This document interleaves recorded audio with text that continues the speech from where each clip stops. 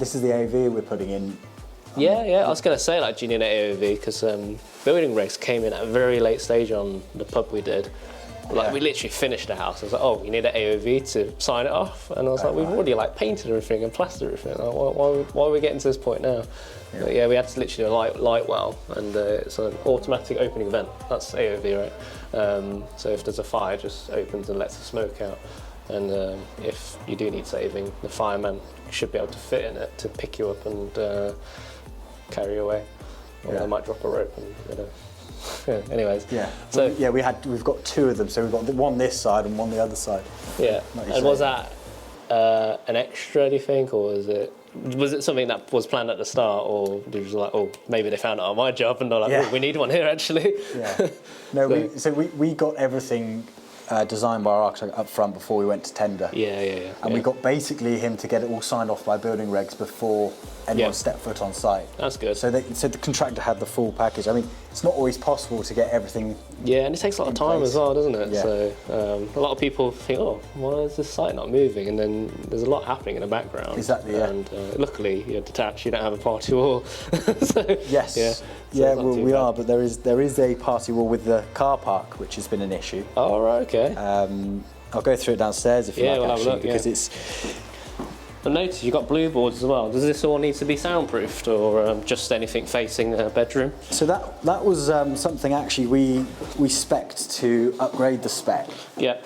We put the blue boards on, which you notice the blue board's a little bit denser, so it gives us a more dense finish, which allows us to have a higher level of soundproofing between all the walls. Yeah. So obviously between the bedrooms, we've managed to come up with a spec which is, I think, equivalent to being between apartments. Yeah. Well, technically they are apartments, aren't they? Exactly. Six-bedroom apartments. Yeah. I think these are a little bit smaller, so these are actually just Teapoints in this room. Yeah.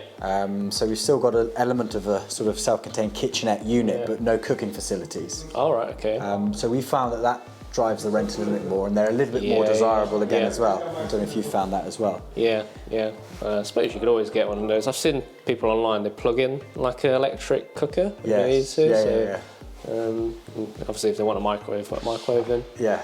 Will you have a microwave like fitted in, or do you think? Not on these ones. The studio kitchenettes we're actually putting in a microwave oven instead of a full fan oven. Yeah. What are they doing? No, just got stilts on. Oh, it's brilliant camera. So yeah, back to the point about the Teapoints. You've got enough workspace for like a single drain. Probably another 600 unit, is it? That's right. Yeah, 1200 unit we put in there. Yeah, that's good. A little fridge freezer underneath one side. Nice. Sink in the other, and cupboard storage, and 2 units on the wall for just utensils and things. But so and like, say if you didn't have professionals, we've had contractors in ours, and literally that's all they need. Yeah. Need something to make a cup of tea. Probably throw some milk in the fridge and off they go. They're out for the whole day. Yeah. They don't even have time to go into the communal area. Yeah. We sent cleaners and it's like it's spotless. Brilliant. No, it's cool. It's just working with what demand you've got and just provide. Well, you've got 36 rooms, so you've got to mix it up a bit. If you had 36 of the same rooms, it'd be a bit boring, wouldn't it? Yeah, well, exactly. Yeah. We've sort of seen it as we've got 36 rooms, quite a lot to bring to the market in one go. So we've almost diversified our offering from studios, Teapoints, and then double bedrooms. Yeah. So we haven't just all got 36 double bedrooms en suites on the market to be rented. Yeah. And that for the lifeline of the lifetime of the project as well, or the asset, it's sort of a mini diversified asset in itself. Yes. Again, ongoing, because you're not just renting out the same room all the time. Yeah, of course. So that came into the consideration as well. The point on the party wall, Sean. I mean, this isn't a party wall, but. Right. On the other side, boundary, is it, or? Yeah, this is actually within our own demise. But the other side, we've got the same wall on that side, which actually goes onto a car park, and that was considered as a party wall. Okay. And where we wanted to take all of the ventilation through the wall as the sort of the nearest point extractor fans, the nearest point to exit the building. We weren't able to do it because we were venting directly onto their land. There's a car park there. I know, but the thing is, with the Party Wall Act, if they are entitled to, if they had planning, to build up against that wall. Yeah. And so if all our ventilation was out there, we'd have to move it all, and it would stop them doing it. So, we wanted to mitigating that risk and obviously future costs really. If you had to remove extractor fans on every side. Yes. Are you extracting the studios as well? Or are they just false hoods? Because we've just used false hoods in the way. Have you? Yeah. We are extracting. Everything's got extraction. That's good. Yeah. We've got false ceilings up here, which we'll show you downstairs. These are all MF metal frame ceilings, so they're lowered about 400 to 500 mil. Yeah. So all the services run all above us there. That's loads of golden nuggets here. This is. Would you say it's built quite commercial? Would you say? Yes. We don't really use metal stud frames, and actually I'm seeing it more now in the terrace houses. People using. Is it faster to put up? I don't know. It's cheaper. It's meant to be faster to put up, but we're still on partitioning downstairs. But you've got 36 rooms. Exactly. Yeah, it is. It's got a phase 1, phase 2. Yeah. Apparently, it is quicker to put up. When they are throwing it up, they really do chuck it up. Yeah. It's when they have to come and make amendments and things. It sort of. Oh, it's easier. Yeah. Pulls things back, but it's an interesting design, and it's the first time I've used this on a project. Yeah. But the actual the spec of it for the soundproofing again helps the noise deadening and things, the way it's designed, which is quite interesting. Cool. Didn't mention this earlier, but Charles is a chartered surveyor? Chartered surveyor, that's right. That's it, yeah. So definitely helps. I mean, I'm just an accountant, so I work with numbers. I can't count amount of rooms, but you know, we still work with square footage and costs and stuff. But in terms of construction, I always rely on professionals like yourself to literally get the project done right. And when it doesn't go right, that's where you need people like yourself the most, because who else is going to take you out the beep? Again, this is all new to me because they're chucking everything in, which is quite nice. This is an interesting, different. Should we go into one of the front rooms here? Yeah, that's it. Is that facing the road? This is facing the road. Yeah. It might be a bit bright again, but yeah, it's just like a maze, isn't it? I get lost in here as well. I think you guys need to go back to the video where the floor plans are to get your bearings right. But it used to be just open plan, so beforehand you could walk in and see the rooms, and we actually had all the old carpet laid down here, and we went round before the. Was it like the old kind of tiled carpet, the office style? Yeah, the horrible office style carpet. But we went around with marker pens, tape, and we marked up all the rooms. Oh yeah. Roughly where they were going, en suites, all the drainage, so we could see the runs, make sure that they're all sort of aligned best we could. And it's nice to see it all sort of taking shape now from the vision that we had initially getting the building. I think I was literally going through my photo album last night. I had nothing else to do, and then you just see like the stages from like nothing to like something. And then I remember going in one of our commercial shops, it's just like one open space, and then now you've got like six bed HMOs and stuff like that. Yeah. It's cool. It's nice to look back on. Are you doing it in stages, like top floor done and then second floor, or were they all kind of aligned in the same program? Well, our program at the minute is slightly overrunning for what we were hoping to finish, but the top floor should be finished mid-November. Yep. This floor should be finished end of November. Yeah. And the ground floor we're hoping mid to late December. We're hoping just before Christmas. That'd be nice. Nice Christmas present. It would be a nice Christmas present. Yeah. But we've got that programmed in to obviously coordinate our furniture. Coming in as well, so that sort of program's all integrated. And have fun furnishing 36 rooms, kitchens as well. Yeah, I know. Yeah, are you going for the full whammy? Literally all kitchens packed out with cutlery and plates. Yeah, that's the plan. I mean, our interior design team in house sorts all that side of things out. Nice. There's obviously discussions we have as a team, so I can see the headache it is. Trying to get everything, and at the minute supplying furniture at the moment is quite difficult. Because obviously the quantity of them. Some things are on 4 to 6 week lead time. So it's quite hard sometimes to forward plan, because say if you've been given a date and then the goalpost moves for whatever reason, COVID, and then you've got to delay that, and then that just causes more time and cost. We've all been there. I think it's safe to admit to it, really. But that's how property is, really. You've got to tell it as it is. So we're on the second floor. First floor, second floor. First floor now, yeah. First floor now. So should we head down to ground? Let's head down to ground. Show you what the it's a bit more open. What it looks like underneath all this. Heading down to the ground floor now, which you'll see is the least done out of all the apartments. So they're working their way through the building. Yep. And finishing up, and as they say, they'll be painting with their backside on the way out the door. But yeah, so we've got first fix, I think, is finished for plumbing and electric now. Yep. So they should be partitioning up now, and you can see actually what it looks like.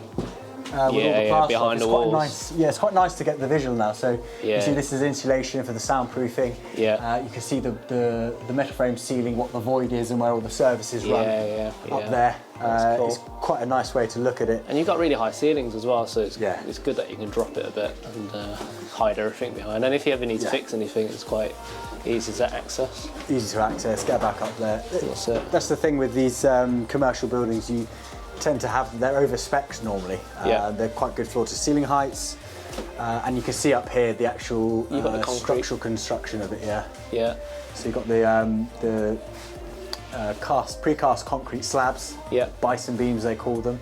Nice. Quite an interesting thing to consider when we were coring through these.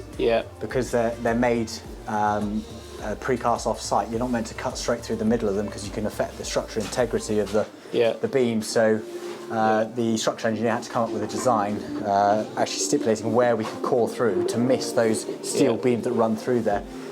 So all the drainage is actually coincided with that and has made sure it goes through that a specific section. Can't see any SVPs so a lot of things to consider with commercial buildings. Obviously, your terrace house, you wouldn't get this. No, straight through the floor. And some builders can just literally, they won't think about it and they'll probably core a hole and then it messes with the whole structural integrity of the building. Yes. But, can we walk through there? Yeah, we can go through there. It's lighter as well. I've got someone boarding up by the looks of it. Fine, so this is the next stage. How you doing, mate? Boarding up. All good. It's a busy site. You see where they're boarding up here now. So all blue boards all around, and you said there were stairs here before, wasn't there? So where I'm standing here. That's right. Yeah. So this was a double staircase. Yeah. So this staircase we walked up was the same here and replicated this side. When we bought the building, they'd already taken out that staircase. Yeah. On the other side, the two staircases were still in situ, and so we wanted to replicate this by mirroring it. And we came up with a design to take out that side of the staircase as well, which was quite a feat because that is it's a concrete slab staircase basically. That's it. With all the reinforcing to go along with it. Use of good professionals to get it right. Exactly, right off their experience and knowledge. Is this going to be a kitchen in here? Oh no, it's a studio room, isn't This is a studio room. These are the bigger ones actually downstairs. It's just massive difference. Like just because you got the higher ceiling, it just makes it look a lot bigger. It feels bigger, doesn't it? Yeah. That's it. Yeah, it feels a lot bigger. And these ones we've actually designed to have a full kitchen at the bottom here. Yeah. And I know that you do something like that as well, Sean, with your studios. Yeah, we do. Even like fridge freezer and washer dryer, and it's pretty much like a self-contained flat, really. Yes, exactly. You don't have to mix in with other households if you need to. And then there used to be the front door, was it, that one? That was a front door, and now it's going to be boarded up. Yep. And that's not boarded up, but there'll be a window there for that room. Yeah. That's all needs demolishing still, so we've got Western Power coming out to just disconnect that final amount, and then they can finish that off. Okay. But what we've done here, which is, these were always going to be our rooms that were least desirable because of where they are, ground floor on the front, next to the road. Yeah. What we've done is by putting a studio kitchen in this end here. Yeah. And keeping them quite large rooms, they'll actually become quite desirable, and we'll probably get some good rents for these rooms. I agree with you, yeah. I mean, I think for an ensuite room on the ground floor, probably less desirable, but studios, they're flying off the shelf, so the fact that you've got it near an open area, you've got loads of room, it's just perfect, really. Yeah, and they're really good sizes as well. Awesome. So I think that wraps it up, really. Should we head outside and just let's head outside, see if they don't start the disc the car park and doing Cadent as well. So. Here it is. Outside. Mega lift building. Yeah. It's a nice view from here, but you can actually see all the rooms and things. Yeah. See, we've just had Cadent Gas install the gas meters. Yeah. And the electric's going to be in the individual flats, or you're having that in one central room. We've got meters for each flat or apartment, but all of the meters are going to be down in the hallway in the ground floor. 3 that side, 3 that side. That's nice. So if any maintenance, and to be fair, if you put smart meters in, then you don't really need to access it really. Yeah, exactly. Yeah. So we're getting all that tied in. So before we wrap up, let's just go for some quick figures. So what did you buy the place for? So we purchased the place for 545,000. 545, and you're expecting on a GDV of? GDV, we had it valued for the development appraisal at 2.2 million. 2.2, wow, look at that. And then obviously costs, probably out, what have you got? Total costs, I mean the build costs are around about 600,000. We've got interest costs, professional fees as well, so we're looking at around about 700, 750? Yeah, we're, all in we're about 1.25, 1.3. Okay, yeah, so pretty much pulling pretty much all your money out, and well, a little bit extra will go towards any like furniture and stuff like that. So. Exactly, yeah. Oh, awesome figure. So that's an insight of the 36-bed HMO Charles has got. Where can we find you on you're on Instagram and like? Yeah, we're on Instagram. You can find us at the iLiving Group. You can also find our personal ones. I'm at CEP Simmons. I think that's across the board on Facebook and Instagram and all the other social media things that are out there. But generally, if you get hold of us, if you want to ask Sean for our details, more than happy to reach out to Sean, and we'd be more than happy to help and see if there's any synergy. Awesome. Thank you, Charles, for your time. Thank you guys for tuning in, and remember to hit the subscribe, notification bell, and stay tuned with our weekly updates. Good nice one.